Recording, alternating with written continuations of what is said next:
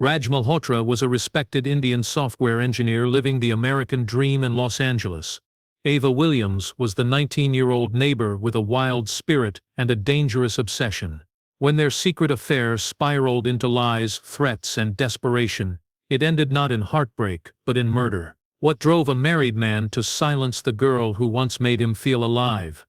And how did a quiet suburban street become the scene of a chilling true crime no one saw coming? Raj Malhotra had always believed in order, structure, and discipline. Born and raised in Mumbai, he worked tirelessly to build a career in software development. After years of dedication, he was offered a lucrative position in Los Angeles. Alongside his wife Pooja, he made the bold move to start a new life in the United States. In the suburbs of LA, they purchased a beautiful 2-story home in a peaceful, tree-lined neighborhood. It was the kind of community where everyone knew each other's name. Children played on the sidewalks, and barbecues were a weekend tradition. Raj, who had always been somewhat reserved, found comfort in the calm predictability of his new environment. To outsiders, Raj seemed to have everything in perfect balance. He was the kind of man who kept his lawn trimmed, never missed garbage day, and waved politely at neighbors each morning. His marriage, at least from what people could see, appeared steady. Pooja was warm and hospitable, often baking treats for nearby families and inviting neighbors over for tea. Raj and Pooja had been married for 17 years. They didn't have children, and though they never spoke of it openly, it was quietly understood that their life had settled into routine rather than romance. Raj's work kept him busy. His role at a prominent tech firm required long hours in front of a screen, but he liked it that way. It gave him purpose and structure. He was well respected at work, and never stirred any trouble. He avoided gossip, kept to himself, and went about life with the same efficiency he applied to his code. He was not someone anyone would ever associate with drama or danger. But everything began to change the day the Williams family moved in next door. Their arrival wasn't grand, just a quiet moving truck early one Saturday morning, but it disrupted the quiet symmetry of Raj's life in ways he couldn't have imagined. The family was small, just Ava and her parents. Ava was striking tall, with an effortless confidence that made her stand out immediately.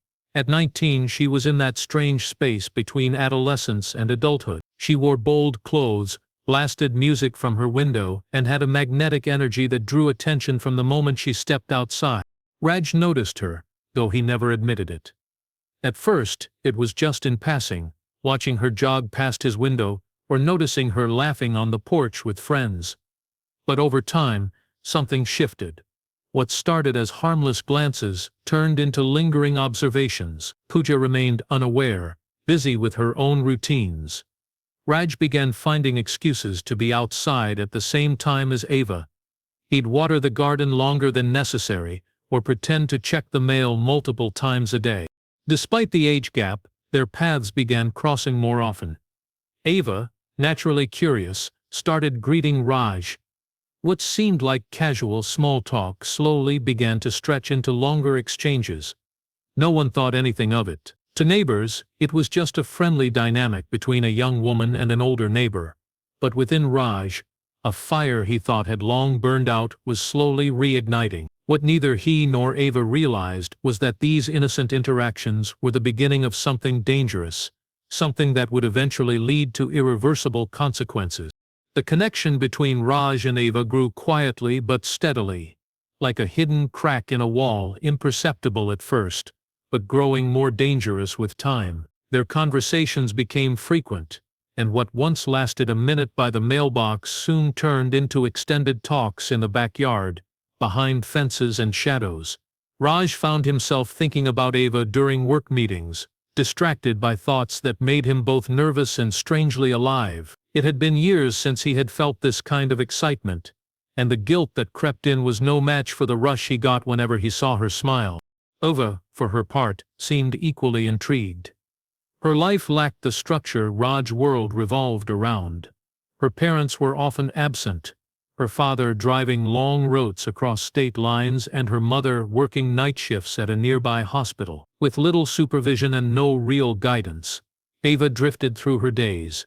Raj, with his calm voice and serious demeanor, felt like a break from the chaos she was used to. He made her feel noticed, important, even special. At first it was all emotional. Words exchanged under moonlight, eyes meeting across driveways, but the boundary between affection and desire began to fade. Raj began inventing reasons to step out late at night. Sometimes he claimed to be going for a walk. Other times he told Pooja he had urgent project work at the office. In truth, he was meeting Ava at quiet spots around the neighborhood or at parks where no one would recognize them. Their first physical encounter happened in Raj's car, parked behind a closed supermarket. After that, they began using budget motels near the freeway, always cautious, always alert. Raj paid in cash, and Ava used a fake name when signing in. It was a secret world built on impulse and lies, but one they both willingly entered. Months passed, and the affair grew stronger. Raj started to withdraw from his marriage. He became impatient, cold, and distant. Pooja, though hurt, blamed it on work stress. She tried to bring back the warmth in their relationship, planning dinners and suggesting short trips. But Raj always had an excuse. He felt suffocated by her attempts to reconnect. In contrast, Ava was thrilling, unpredictable, and full of energy. She made him feel young again, and in his mind, that feeling justified the risk. But nothing stays hidden forever. Pooja, once trusting, began noticing changes that couldn't be explained away. Raj's cologne would linger unusually strong some nights, and she found unfamiliar receipts tucked between papers on his desk. He began guarding his phone and stepping outside to take calls. Meanwhile, Ava grew restless. She wanted more than stolen moments. She wanted Raj to leave his wife. She fantasized about living with him, about starting fresh. When he hesitated, she became frustrated. She would text him non-stop, show up near his office, and once even left a note on his car windshield that simply read, "I won't be ignored." The balance of power was shifting. What began as a secret escape was turning into an uncontrollable fire. Raj was caught between two lives, one built on years of duty and another driven by reckless desire. And unknown to him, the walls were closing in. Both women had started sensing that something was deeply wrong, and soon someone would take a step that couldn't be undone. The affair that once felt like a thrilling escape soon turned into something far more dangerous. Ava's obsession grew with each passing day. She was no longer content with being a hidden part of Ra's life. What she wanted now was permanence. She wanted a place in his home, in his future, and in his identity. Her messages became increasingly emotional, pleading one moment, threatening the next. She began demanding that Raz leave his wife. When he refused, she accused him of using her. She called him a coward, a liar, and warned him that she wouldn't remain silent forever. Raj tried to calm her down, promising things he had no intention of fulfilling. He told her he just needed time, that his wife was unwell, that his job was unstable. But Ava had grown tired of excuses. She wanted results. One evening she appeared uninvited outside Rai's house. She stood on the sidewalk for nearly 10 minutes, staring at his front door. Pooja saw her through the curtains, but didn't think much of it. She assumed Ava was just a neighborhood girl passing by. Raj, on the other hand, panicked when he found out. He called Ava later that night and begged her never to do that again. She laughed and hung up. Around the same time, Pooja's suspicions reached a breaking point. One evening, while doing laundry, she found a crumpled motel receipt in the pocket of Raj's jeans. The name was unfamiliar, and the date didn't match any work trip. She confronted Raj, who claimed it was a team meeting that ran late. But something in his tone didn't feel right. That night, Pooja couldn't sleep. The next day, without telling Raj, she contacted a private investigator. Within 2 weeks, the investigator provided undeniable proof. Photographs, timestamps, and hotel logs, all confirming Ra's affair with Ava. Shocked and devastated, Pooja confronted him again. This time he couldn't deny it. He broke down, apologized, and claimed it was over. He swore he would cut all contact with Ava. But Pooja didn't believe him. She had seen the way he changed, the way his eyes shifted when he lied. She wanted answers. Meanwhile, Ava wasn't taking the breakup well. She posted strange cryptic messages on her social media, quotes about betrayal, images of broken hearts, and captions like, "He'll regret this." Then just days later she disappeared. Her parents reported her missing after she failed to return home one night. Her phone was off, her room untouched. Her car was still parked outside. The police launched a missing persons investigation. When they began interviewing neighbors, Raj's name came up repeatedly. Many recalled seeing Ava talk to him. Some remembered late-night sightings of his car driving past her house. Raj denied everything. He said he hadn't seen her in weeks, that the relationship had ended, and that he had no idea where she was. But then, a break came in the case. A janitor at a gas station found a blood-stained bedsheet in a dumpster. Forensics confirmed the blood matched Ava's. Suddenly, this wasn't just a missing persons case anymore. It was a suspected homicide, and all the signs were pointing in one direction toward Raj Malhotra. As the investigation deepened, detectives began piecing together a timeline of Ava's final days.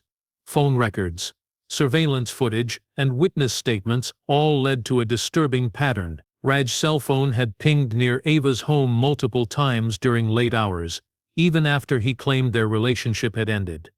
On the night Ava vanished, his phone went dark for nearly 3 hours, completely offline. This blackout, combined with his evasive behavior, raised red flags. The police obtained a warrant to search his home, car, and electronic devices. What they found painted a chilling picture. In the trunk of Raj's car, forensic teams discovered trace amounts of blood and a single hair strand.